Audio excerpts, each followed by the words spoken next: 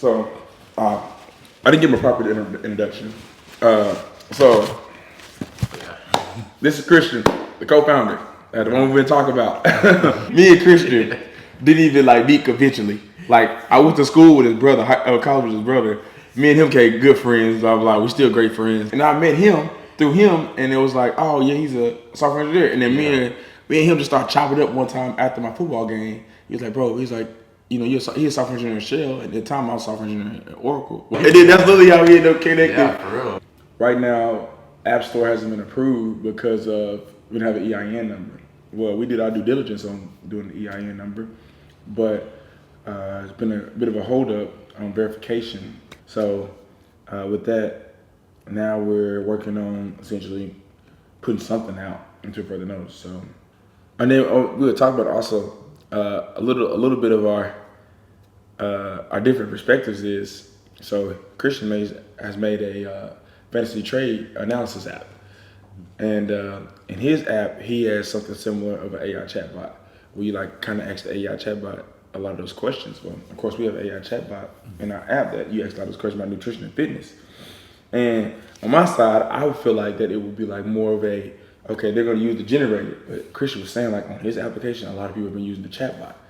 Like it's something to like have a good conversation about and like think about. But I think for right now, for simplicity, for getting like the actual core app out, you just leave it as Claude. But I think like they're definitely in the future there could be made more strides on being like this one's better for this one's better for this, and like kind of like maxing the potential of like what our app is. But I mean, for now, we're just trying to we have like the basic UI, basic concepts. We have like basic thing for the chatbot. So I think doing it, I feel like it's been looking better too. Yeah.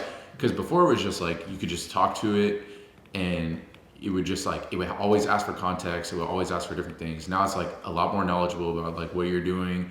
Then now it's going to be able to give you like in chat things where it's like, do you want to add this to your workout or something? That's really the goal. Yeah, that's really really like, do you want to add this to your meal? I was like, oh, that would be good. Like that makes it like a lot more seamless for the user because they don't have to ask like, oh, what should I eat? And then be like, oh, you should do this different from the plan. Then go have to update the plan themselves. So break this down. UI and UX is two different things.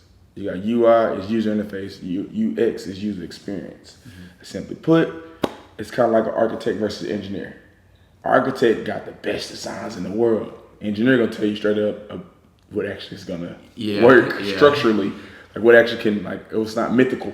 Mm-hmm. So UX would be like engineer and UI would be like architect. Mm-hmm. So at first, the first iteration of our UI it's not that the fact that it's not good. It's more UI based. The new iteration has UI mixed with UX. So now you're not only able to not only does it look great, but it's usable in every capacity.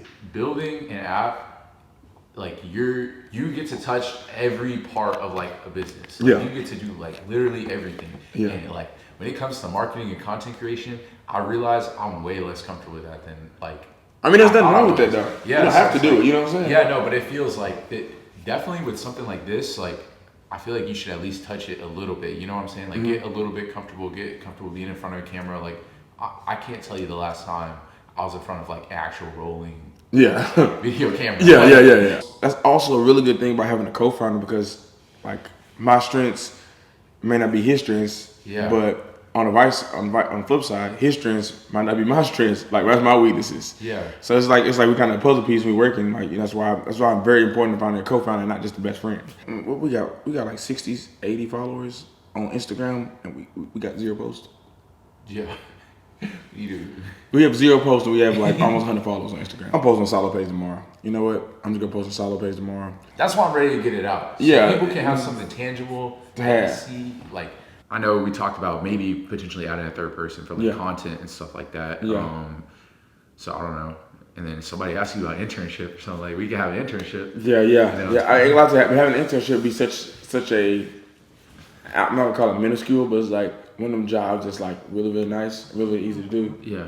It'd be more of a field work.